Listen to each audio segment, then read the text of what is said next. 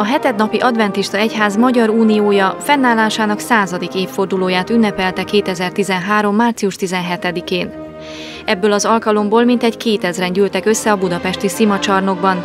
A jelenlévők között volt az adventista egyház generálkonferenciájának elnöke Ted Dancy Wilson, a transzeurópai divízió elnöke Bertil Wiklander, valamint a szomszédos országok unióinak képviselői is.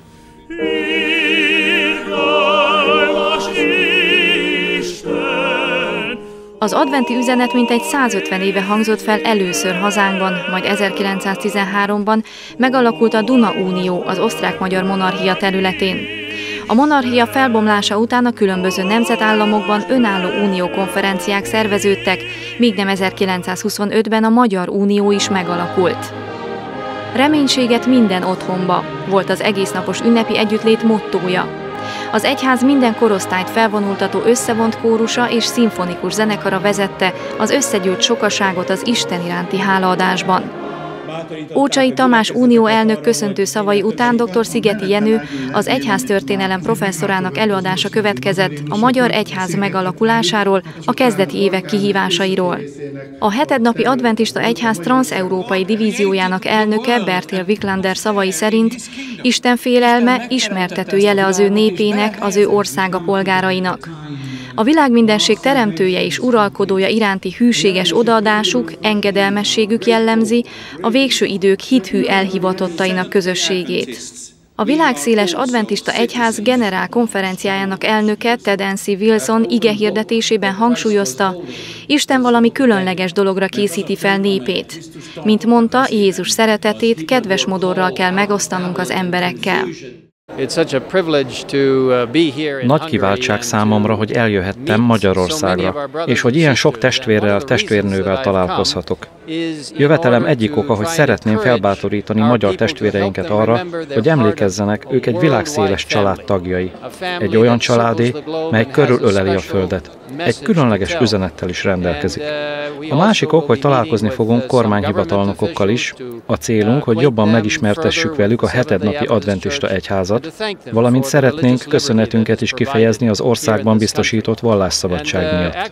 A mai nap elmondott üzenetem lényege az volt, hogy Isten elhívta az ő maradék egyházát, a hetednapi adventista egyházat. Különleges célból, meghatározott időben hívta el egyházát. Jézus visszajövetele előtt közvetlenül, hogy a 3. angyali üzenetet felemeljék. Ezen üzenet magja a Jézus Krisztusban elnyerhető igazságosság, valamint Isten igaz imádata.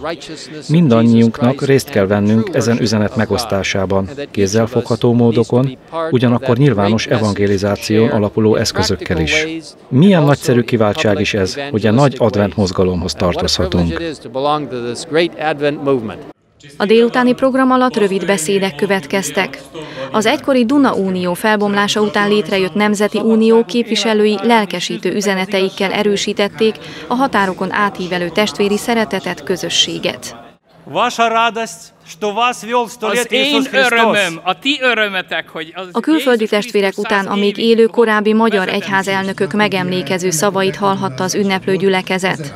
A beszédek közben zenekari szolgálatok csendültek fel.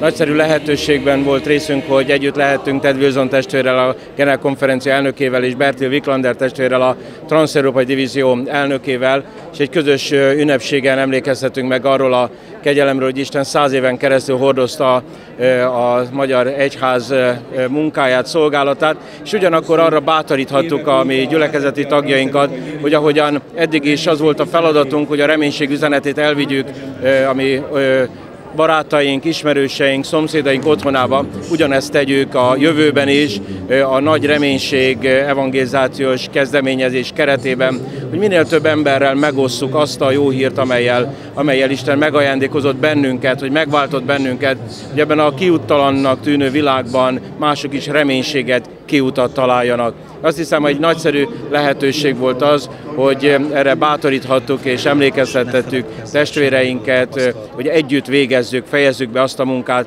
amelyre Jézus Krisztus hívott bennünket az ő dicsőséges visszajöveteléig.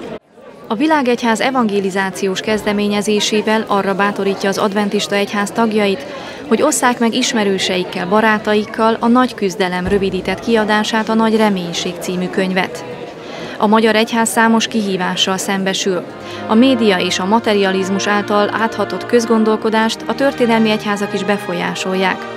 Az adventi üzenetet, Isten szeretetét és bűnfeletti végső győzelmét valóságosan, pozitív, megnyerő hangnemben kell képviselni.